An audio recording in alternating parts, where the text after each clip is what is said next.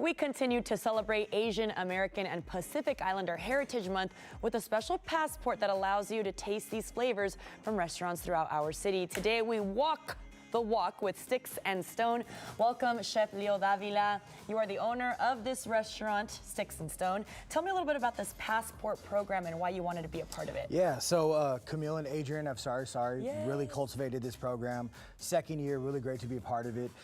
Just bring awareness, representation matters. It's really cool to be able to share my Mexican and Asian heritage and just showcase food on a different level. I absolutely love food. We've been showcasing a lot of good food today, but these two flavors, Mexican and Asian, why do you believe they're similar? Yeah, so I grew up half Chinese, half Mexican. Go to one side of the family, Mexican side, take home leftovers. Go to the Asian side, take home leftovers. And then summer creations, just kind of cooking. And it just made sense. And when I decided to get into culinary school, I realized that a lot of similar spices, aromatics, flavor profiles meshed. So it just seemed really natural to put those two together. And it's even more natural right now to put a lot of things together. So we're making some pork belly. Yeah, so we're doing a Wok-Fried Pork belly delight. Our pork belly is one of the signature things that we're known for. Okay. It's a 72-hour cure. Whoa. It's a little bit of an hour and a half smoke, and then we finish in the oven. So right now, we want to throw that pork belly in the wok. Y'all, the pork belly is also going to walk the walk, guys. Yeah.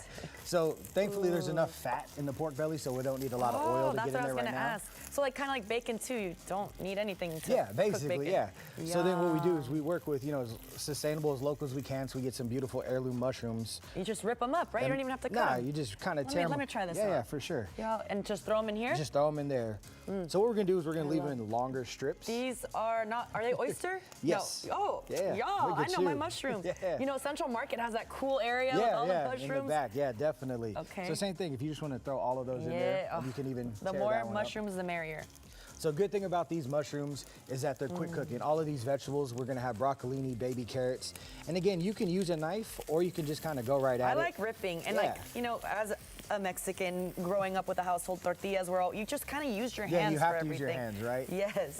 So then if you just want to throw some of those vegetables in there as well. Okay, throw them at the same time. At the same time. So, and the pork belly fat is enough to cook all this? Yeah, pork belly fat's gonna kind of lubricate the wok, so we don't have to worry about all that. Now what we're gonna do is a couple of things. We use a black sesame oil.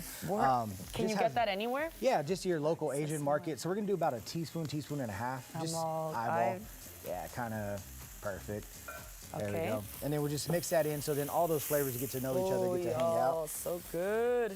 And then from there, what we do is we make a really good Texas barbecue sauce and we just add some Chinese ingredients to it. So, and back to the wok though, because I'm curious, in order to get the desired texture, do you need the wok?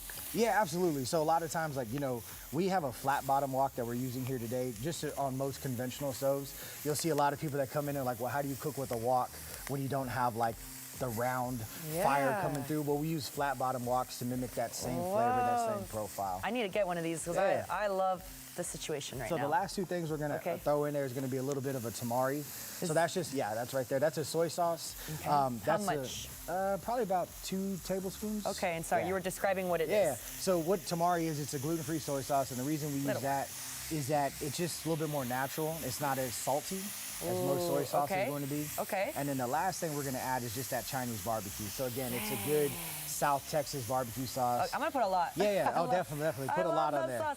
The tamari, though, is it kind of like coconut aminos? I use that as a substitute absolutely. Coconut aminos definitely. And you can find it also at any store? Yeah, any Asian store, your local HEB as well. Cool. And there, you can actually add a little bit more of that Chinese barbecue I absolutely will, Chef. Yeah, for sure. And so did you just kind of play around with, like you said, the recipes growing up?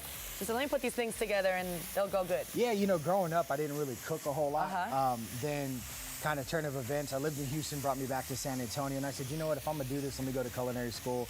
And then really just started talking, I have my mom and my sister here with me today. Oh, mom and sis, they're behind the scenes, y'all.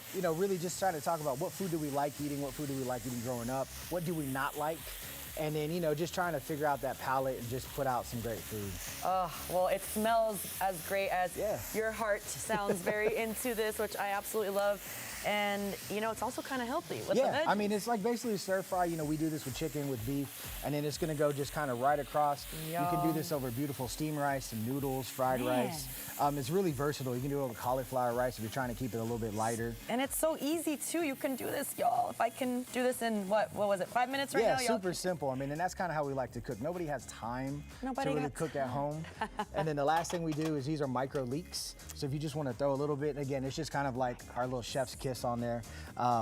Really get that full onion flavor. That looks and boom, great. There we go. Thank you, Chef. People can find you on social media. Check you out with the Passport, right? Yeah, check us out with the Passport. 10% All right, off. and you're offering 10% off if you mention Great Day SA. Correct. Cool. Cheers, Chef. Absolutely. Thank you so much. I can't wait to try this in a little bit, y'all, but stay with us because